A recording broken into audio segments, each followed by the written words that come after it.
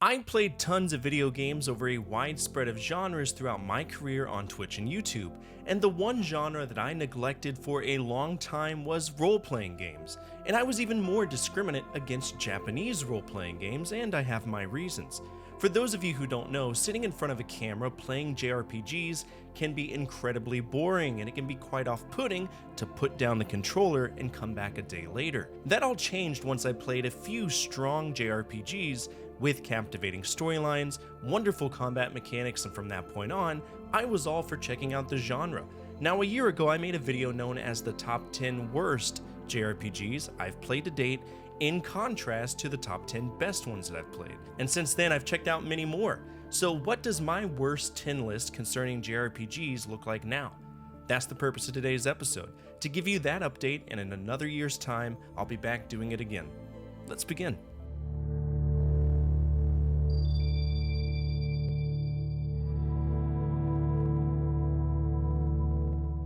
In my previous episode, I started the list out with Hack Mutation, which is a very interesting game, but it suffers from one really horrible trope: forced preparation. What is that? Well, Hack is a set of 4 games, in direct sequence. That sequence goes infection, mutation, outbreak, and then finally quarantine. And the best way to describe it is that it's one massive ass story fractured into 4 different games. The story involves an alternate Earth where everyone plays a game called The World. It's an MMORPG, so we take this fake MMORPG to play games with our friend Orca. But something weird starts happening. People are going into a comatose state when they die in the game, which is cool. But part 2 made me realize that you really need to prepare prior to moving your save data, because if you don't, you're just gonna get slapped around. Honestly, it wasn't for me. But Hack Mutation was promoted to spot 12 in favor of a recent JRPG I played called Great Greed.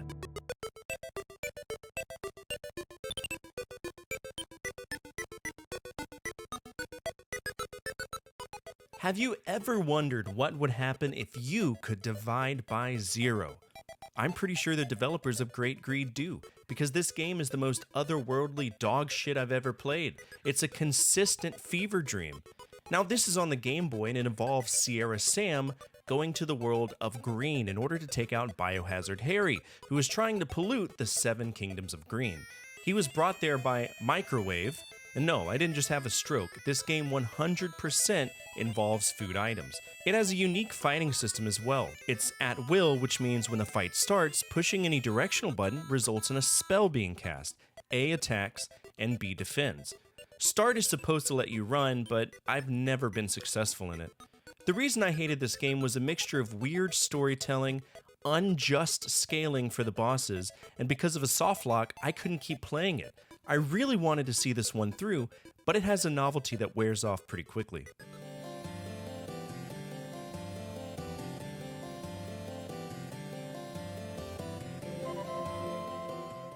I remember when I released this episode, people lost their fucking minds when I said that I didn't like Secret of Mana. And to this day, I still don't. There's issues with the non-playable AI pathing when it comes to corridors. They get stuck all the time, and to me, that was a big reason why I just really didn't enjoy it. Is it a bad game? No, not really, but I personally don't like it. Good news though, Secret of Mana is being promoted to spot 13, and in its place is Dragon Warrior. Dragon Warrior is a very decent JRPG, but it has a very distinct lack of objectives. This was the main competitor to Final Fantasy, and if you've played Final Fantasy, you already know that there's a lot going on in the plot department.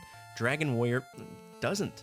It's like 3 things to do, then you beat it, but to get to that part, you need to do an astronomical amount of grinding for the money and the XP required not only to kill the stronger enemies, but to buy better equipment. And Enix decided to take half of your money when you die as a penalty, and that fucking sucks. But I do still appreciate Dragon Warrior for what it did and the implications it had on the industry. That's a big deal to me, and it's nice to see the franchise still somewhat thriving in a modern age.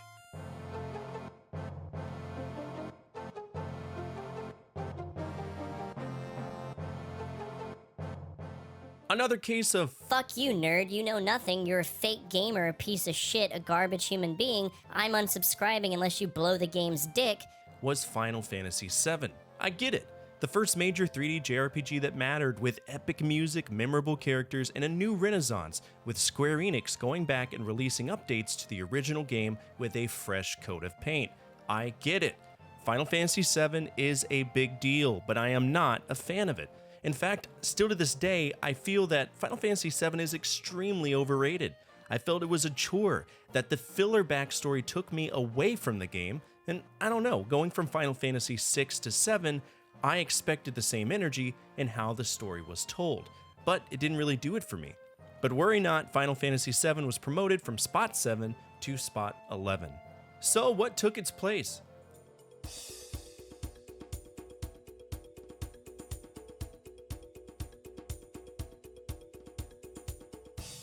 Now, when I first released this episode describing my bottom 10 JRPGs, which if you haven't watched, I'll link down below and at the end of this episode, Dark Cloud was on my shit list. I could not fundamentally stand it, and I had so many reasons why I hated it. Number 1, you have some of the worst weapon durability ever. Number 2, the economy of equipment and items is obscene. Number 3, you break a weapon, it's gone forever. Number 4, you have to drink all the time or else you die of dehydration. And finally, number 5, you get new characters, but you need to level their weapons up to even have a fighting chance.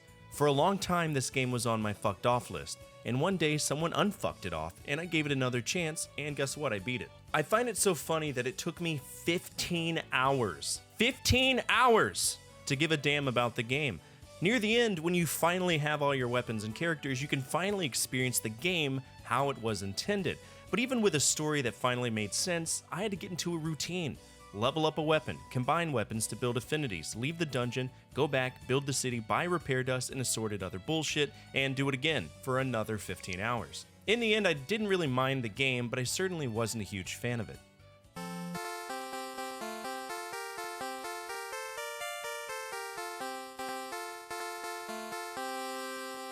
We already covered Dragon Warrior. To me, it is the most grind-heavy JRPG I've played to date, and it kind of pushed me away from wanting to play other Dragon Warrior entries. But I do believe that the next JRPG for my franchise Frenzy project is Dragon Warrior 2, so I do look forward to finally sitting down and playing it, and hopefully it steers clear of ending up in the bottom 10. For Spot 7, I'm moving up Final Fantasy II.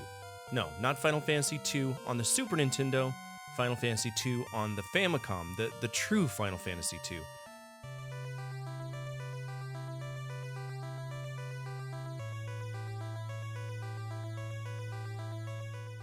Now, if you're versed in the Final Fantasy games, you know that 2 is oftentimes considered the black sheep because there's elements in it that threw a lot of folks off. Square decided to push away from the normal way we gain experience in JRPGs in favor of specific updates based on the actions you take. In a normal JRPG, you get stat boosts based on gaining levels, but in Final Fantasy II, if you want more HP, you need to take more damage. If you want more magic, you need to use more magic. And if you want to do more damage, you have to be proficient in the weapon you are using. It was also the first Final Fantasy game to have back row versus front row, which I felt was an interesting mechanic for our casters. I do own this on Famicom, and I tried to translate it, but the version I beat was the Dawn of Souls version ported to the iPhone. When I do play this on stream again, I'm going to play the Origins version.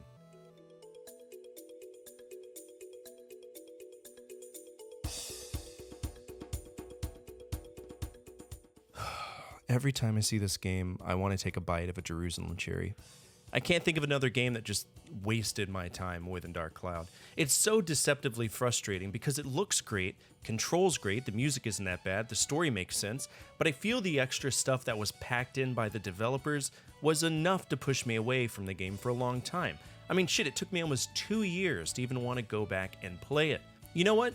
Now that you mention it, there is another game that wasted my time. You ready to be disappointed? You sitting down?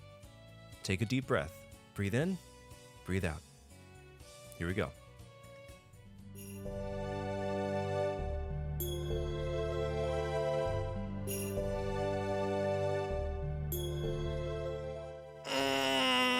Yeah, this is going to be a point of contention, and you already know I can't take away your nostalgia or your memories of this game, I promise. The Legend of Dragoon was a game I really wanted to check out. I looked forward to it, I wanted it to be awesome, and you know, for the first 5 hours, it was. Then the ugly started seeping through. The characters were normal. which is normal.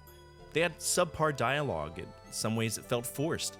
They could turn into dragoons, which was alright I guess, but when dragons were summoned they looked fucking stupid, except for the green dragon. The rest irritated me on a fundamental level. The cost of equipment and items, stupidly expensive. Even with grinding, I felt I could barely afford to buy any weapons, and even if I did, the inventory system would screw me over.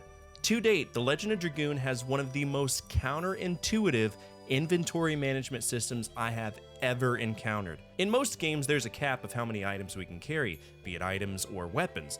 Final Fantasy alone usually caps off items at 99 a pop, 99 potions, 99 elixirs, 99 Phoenix Downs, you get it. But Legend of Dragoon lets you only carry 32 items. They don't stack, 32 individual items. But how many weapons or armor can we carry?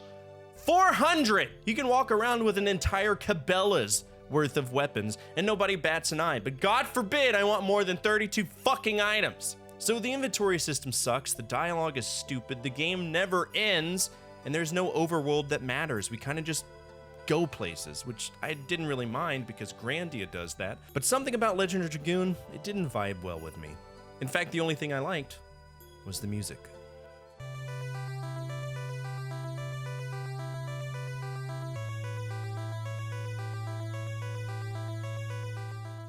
At spot 5, we originally had Final Fantasy II. We've already covered it, and I found that it was a tremendously fun game for the time, for me, just for me, because I was new to the whole idea of JRPGs. But that would change when I had more experience with the other ones. A long time ago, basically when I started streaming, I tried to play Final Fantasy II, trying to call back on that nostalgia of 2013 when I was stationed in Korea. But I really struggled to get into it again, so it got forgotten, and I moved on to other things. Final Fantasy II got promoted to spot 7, and in spot 5 we have another 5, Final Fantasy V to be exact.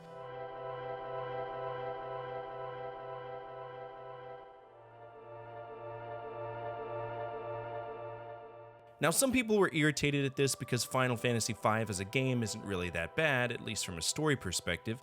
The problem I have with this game was the grinding for specific jobs.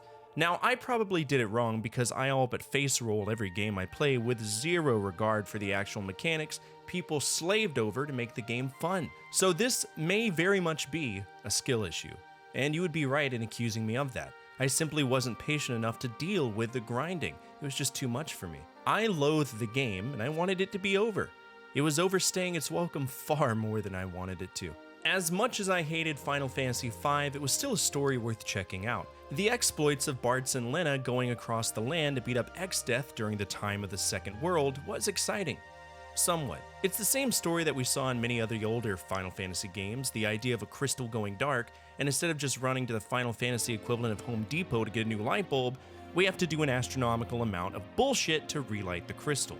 We need to reunify the worlds we encounter, and it's frustrating. But that's what I remember, and if I'm wrong, sorry. But good news, Final Fantasy V is promoted, and in its place is Quest 64.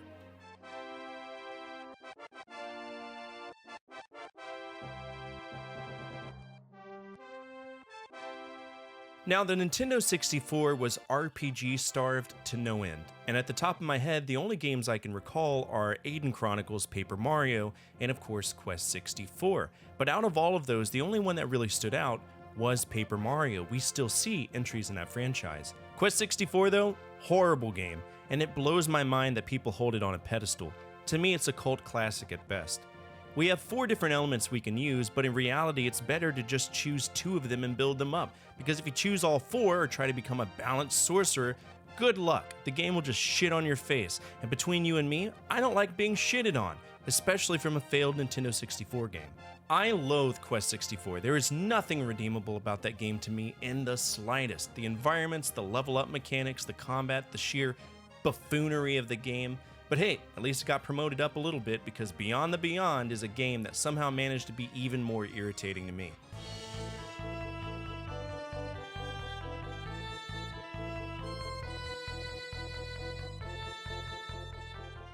Beyond the Beyond was a very early PS1 JRPG. It was very ambitious, and I don't knock ambition. I knock inefficiency.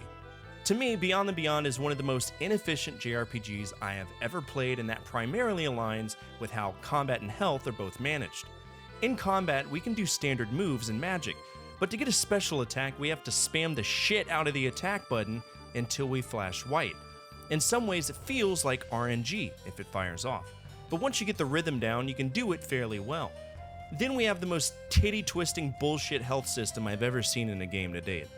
You know how in other JRPGs we have a set amount of health, like 100 HP for level 1, 150 for level 2, and so on? No, not in Beyond and Beyond. For example, we have 20 VP and 25 LP. The VP is our conscious energy, and if that drops to 0, we take a little nappy nap on the ground for a few turns before using our LP to fill up our VP. Why not just give me 2,250 fucking health points? Because that makes sense. That's what I'm saying. And when you level up, you get like 2 VP and 2 LPs. It's incredibly frustrating. This game blows. If I can be honest with you, I always feared the day when I would encounter a game that was worse than Beyond and Beyond. Spot 2 is a dark place to be. That represents quite literally the spot before the worst. And Beyond and Beyond, you'd be hard-pressed to find a JRPG that is worse than that. And obviously Spot 1. But I found another game that puts Beyond and Beyond to shame.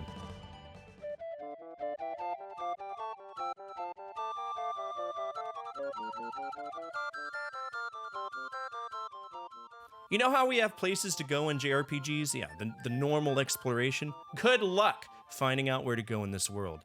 It took me almost 2 hours to make it to the first sub-area. There is zero indication of doors, pathways, or anything. When you're in the overworld, you never know where to go.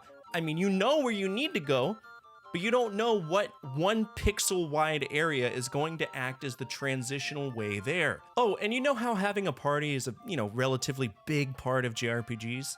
Not in this one. We do have a party in Secret of the Stars, but they are broken up across the world. You have to jump to different people. It reminds me of GTA 5's character change mechanic, and in me, that does not work in the slightest in the format by which it was presented for this game. If you want to know how to do a JRPG wrong, look no further than Tecmo. They had no clue what they were doing.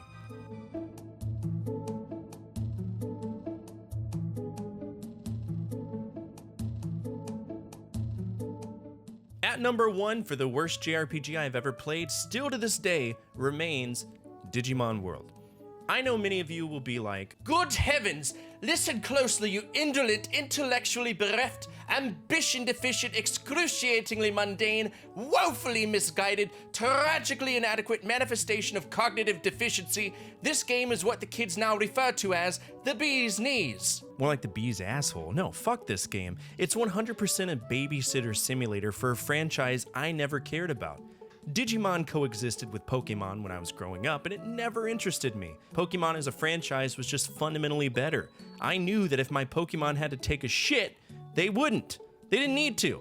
They did what they were told. I didn't need to feed them. I didn't need to change their diapers or attend to their every need, which is what you do in Digimon World. I would love nothing more than to beat this and move on to the second one, but the big problem I have with this is that the things you have to do to ensure that you get the Digi-evolution that you want are inexplicably direct.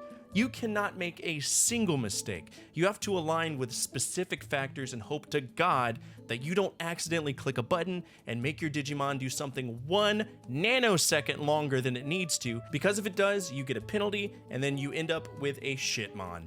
Literally, nothing about this game is remotely fun to me, and it's a chore 100% of the time. So those are my top 10 worst JRPGs that I've played to date, and who knows, maybe in a few years I can look back and update this list as I continue to explore retro gaming. JRPGs are fun. I never thought I would say it, but they are fun. And it always boils down to the mechanics and how companies could make their games stand out in comparison to the established norm. What are your least favorite JRPGs? Feel free to tell everybody down in the comments section below. Who knows, maybe you'll agree with somebody from the community. Speaking of our community, if you made it to the end of this episode, you're already at home. Our community is a gathering of video game enthusiasts that love to remember when life was just a little bit easier to live, and if you align with that, feel free to subscribe.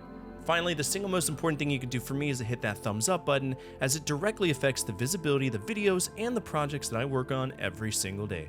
As always, from my family to your family, good energy, good vibes. Fortefyre, out.